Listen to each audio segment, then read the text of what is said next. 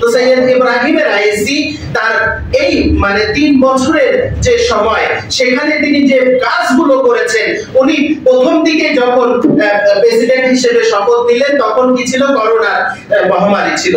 ওই করোনা মহামারীতে আমরা দেখেছি ইরান কতটা সফলতার সাথে, তো তখন কে প্রেসিডেন্ট, সৈয়দ ইব্রাহিম রাইসি, যেখানে আমরা দেখেছি যে অন্যান্য দেশে মানে সহায়তার নামে লুটপাট হয়েছে, অন্যান্য দেশে মৃত্যুর সংখ্যা কত বেশি ছিল। ওই সময়ে আমেরিকাতে প্রতিদিন মৃত্যুর সংখ্যা ছিল 900 থেকে 1100, আর ইরানে ছিল 400 থেকে 500, এবং মাত্র 6 মাসের মাথায় রাইসি সেটাকে শূন্যের কোঠায় নামিয়ে আনতে মানে সফল হয়েছিলেন। তো এটা ছিল তাদের মানে প্রচেষ্টা যে যখনই কোনো বিপদ এসেছে, রাষ্ট্র কোনো সমস্যার সম্মুখীন হয়েছে, জনগণ কোনো সমস্যার সম্মুখীন হয়েছে, তখনই কিন্তু তিনি নিজের জীবন নিয়ে প্রত্যেকটা হাসপাতালে, সবাই জানতো যে করোনা অত্যন্ত ছোঁয়াচে, অত্যন্ত সংক্রামক, তারপরেও কিন্তু তিনি প্রত্যেকটা হাসপাতালে গিয়ে মানুষের যারা করোনায় আক্রান্ত হয়েছিল তাদের খোঁজ খবরগুলো কিন্তু তিনি নিয়েছিলেন। সুতরাং তিনি যে কতটা মানে জনদরদি ছিলেন, কতটা খেদমতগুজার ছিলেন, এটা কিন্তু তার এই সমস্ত আচরণ থেকে আমরা সহজেই উপলব্ধি করতে পারি। তো সুতরাং সৈয়দ ইব্রাহিম রাইসি আন্তর্জাতিক বিশ্বে যেভাবে তিনি মানে ফিলিস্তিনিদের জন্য আশ্রয়ের স্থান হয়ে দাঁড়ালেন, তিনি গোটা মুসলিম জাহানের জন্য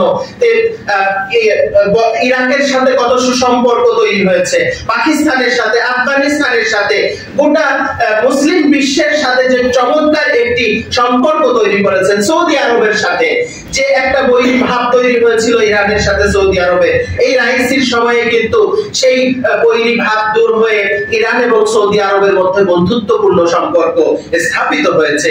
পাশাপাশি ওনার যে সফল মানে পররাষ্ট্রমন্ত্রী আমির আব্দুল্লাহিয়ান, কিভাবে তিনি মানে দাপিয়ে বেড়াতেন, দাপুটে একজন মানে পররাষ্ট্রমন্ত্রী ছিলেন।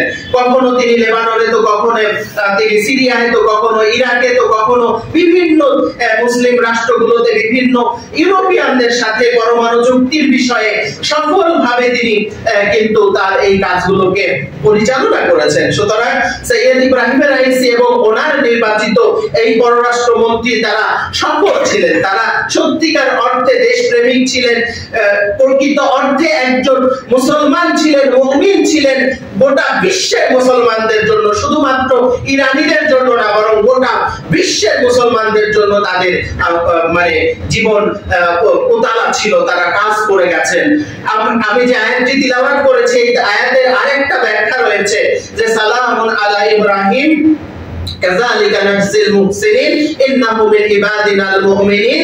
এই আয়াতটি ইমামে রেজা আলাইহিস সালাম, যেহেতু আইয়ামে ইমাম রেজা আলাইহিস সালামের জন্ম দিনও চলছে, এবং যারা রাইসিও ডক্টর সৈয়দ ইব্রাহিম রাইসিও কিন্তু ইমাম রেজারই খাদেম ছিলেন। তো ইমাম রেজা মামুনের এক বৈঠকে, একটা মুনাজিরার বৈঠক ছিল, সেখানে এই আয়াতটি নিয়ে ইমাম একটা চমৎকার তথ্য দিলেন। বললেন যে আল্লাহ রাব্বুল আলামিন আলে মুহাম্মদকে এমন শ্রেষ্ঠত্ব দিয়েছে যেটা আর কাউকে দেয়নি। যদি কেউ এই বিষয়টিকে একবার অনুধাবন করতে পারে, একবার উপলব্ধি করতে পারে, তাহলে বুঝতে পারবে যে আল্লাহ কিভাবে মহানবী হযরত মুহাম্মদ সাল্লাল্লাহু আলাইহি ওয়াসাল্লাম, আল্লাহুম্মা সাল্লি আলা মুহাম্মদ ওয়া আলি মুহাম্মদ, এবং তার পবিত্র আহলে বাইতকে কিভাবে সম্মানিত করেছেন।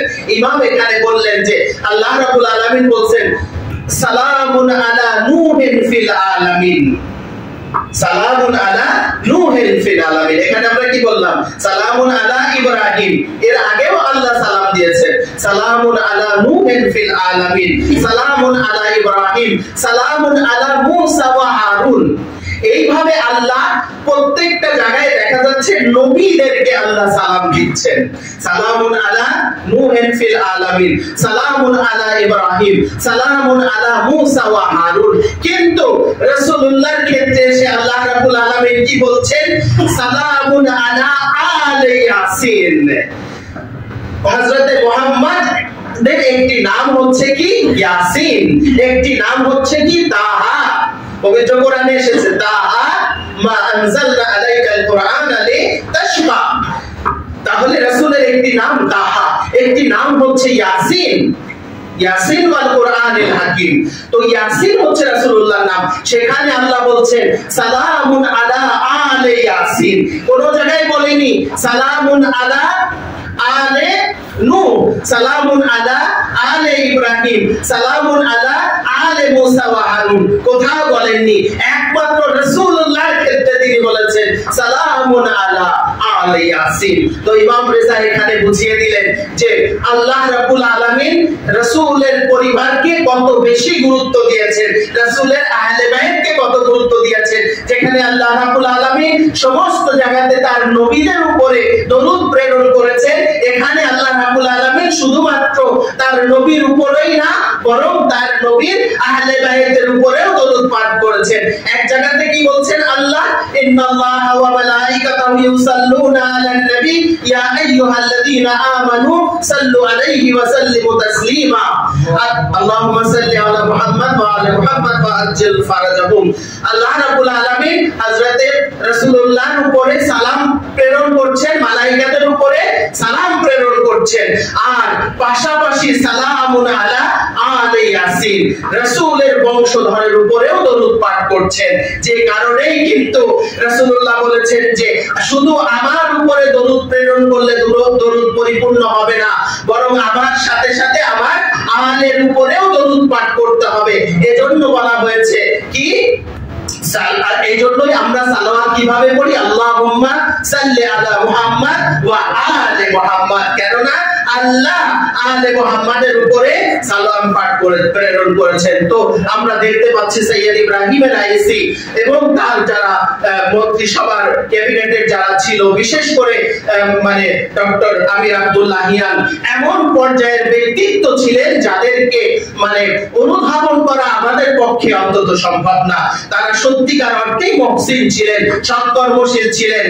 যে কারণে আল্লাহ এই আমিরের এই আপনার সৈয়দ ইব্রাহিম রাইসি গত বছর শবে কদরের রাতের আমলে তিনি মাশহাদুর রেজাতে নিজে আমল করিয়েছেন, এবং সেই আমলে তিনি আল্লাহর কাছে এভাবে চেয়েছেন, হে আল্লাহ, আমার এই খেদমত তুমি কতটা কবুল করবা জানি না, আমার তুমি এই তৌফিক দিয়েছো জনগণের নেতৃত্ব দেওয়ার, তাদের খেদমত করার, তো আমাকে তুমি আমার শাহাদাতের মাধ্যমে আমাকে তুমি এই দুনিয়া থেকে নিয়ে যাও। তো ওনার সেই শবে কদরের দোয়া এত শিগগিরই আল্লাহ কবুল করে নিয়েছেন, উনি শাহাদাত বরণ করেছেন। আমিরে আব্দুল্লাহিয়ানেরও ইচ্ছা ছিল তিনি শাহাদাত বরণ করবেন, যে আমরা মনে করি আমরা সামনের কাতারে আমরাই শহীদ হব, কিন্তু আল্লাহ পিছন থেকে নির্বাচন করছে। তো শাহাদাতের স্পৃহা, যে মোহাম্মদ আলী আলে হাশেম, তিনি ইমাম জুমায়েত তাবরিজ, তিনিও শাহাদাতের স্পৃহা তার মধ্যে ছিল। তিনি বলছেন যে আমাদের তাবরিজে দুইজন জুমার ইমাম শহীদ হয়েছে, আমি দ্বিতীয় নাম্বার হিসেবে শাহাদাত বরণ করব, খুব শীঘ্রই তোমরা তৃতীয় নাম্বার শহীদ ইমাম জুমা পেতে যাচ্ছ। তো এই রকম অন্তর্দৃষ্টি ওনাদের ভিতরে শাহাদাতের জন্য উদ্গ্রীব। আমির আব্দুল্লাহিয়ানের স্ত্রীর কাছে জিজ্ঞাসা করা হয়েছে, আপনার স্বামীর কিছু ভালো দিক আমাদের সামনে তুলে ধরুন। তো ওনার জবাবটা দেখুন কত চমৎকার। তিনি বলছেন যে আমি তার ভালো ব্যাপারে আমি কি বলবো, তার পুরো মাথা থেকে পা পর্যন্ত পুরোটাই তো ভালো ছিল।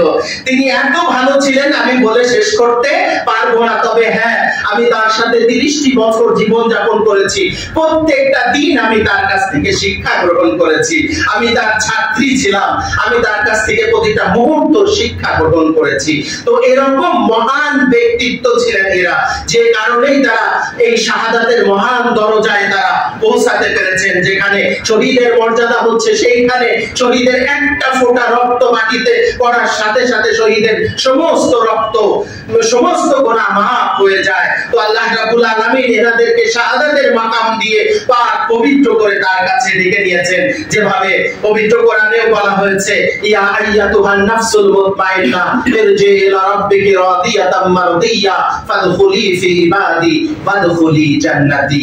তো এরা ছিলেন সেই ব্যক্তিত্ব যারা আল্লাহর ডাকে তার সেই খালেস বান্দায় পরিণত হয়ে আল্লাহর জান্নাতে প্রবেশ করেছে। রব্বুল আলামিন আমাদের এই মজলিসকে তুমি কবুল করে নাও। রব্বুল আলামিন যারা এই হেলিকপ্টার দুর্ঘটনায় শাহাদাত বরণ করেছে, রব্বুল আলামিন তুমি তাদেরকে জান্নাতের উচ্চ মাকামে স্থান দান করো। রব্বুল আলামিন এই ইরানের পরবর্তী যারা খেদমতে আসবে তাদেরকেও তুমি তৌফিক দান করো রব্বুল আলামিন। আমরা যেন এই শহীদদের মানে গুরুত্বটাকে উপলব্ধি করতে পারি এবং তাদের পথকে অনুসরণ করে চলতে পারি, সেই তৌফিক দান করো রব্বুল আলামিন। এই শহীদের পরিবারদেরকে তুমি সবর দান করো রব্বুল আলামিন। গোটা ইরানি জাতিকে তুমি সবর দান করো রব্বুল আলামিন। গোটা মুসলিম বিশ্বকে তুমি সবর দান করো, কেননা মুসলিম বিশ্ব এমন এক বীরকে হারিয়েছে, অকুতভয় সাহসী যোদ্ধাদেরকে হারিয়েছে, যাদের উপরে বুক বেঁধেছিল অসহায় নির্যাতিত মজলুম ফিলিস্তিনের মা বোনেরা, মজলুম আফগানিস্তান, ইরাক, সারা বিশ্বের মজলুমরা যাদের প্রতি চেয়েছিল। রব্বুল আলামিন তুমি তাদেরকে জান্নাতুল ফেরদৌসে জায়গা দান করো রব্বুল আলামিন। ইমামে জামানার জহুরকে ত্বরান্বিত করে দাও, আমাদেরকে তার আসহাব আনসার হওয়ার তৌফিক দান করো। রব্বানা তাকাব্বাল মিন্না ইন্নাকা আনতাস সামিউল আলিম ওয়া তুব আলাইনা ইন্নাকা আনতাত তাওয়াবুর রহিম। আল্লাহুম্মা সাল্লি আলা মুহাম্মাদ ওয়া আলি মুহাম্মাদ ওয়া আজ্জিল ফারাজাহুম। তোমরা সবাই একবার সূরা ফাতিহা এবং তিনবার সূরা ইখলাস পাঠ করে এই শহীদদের রূহের উপরে বসে দাও। বিসমিল্লাহির রহমানির রহিম। আলহামদুলিল্লাহি রাব্বিল আলামিন আর-রাহমানির রহিম। ইয়া রাব্বানা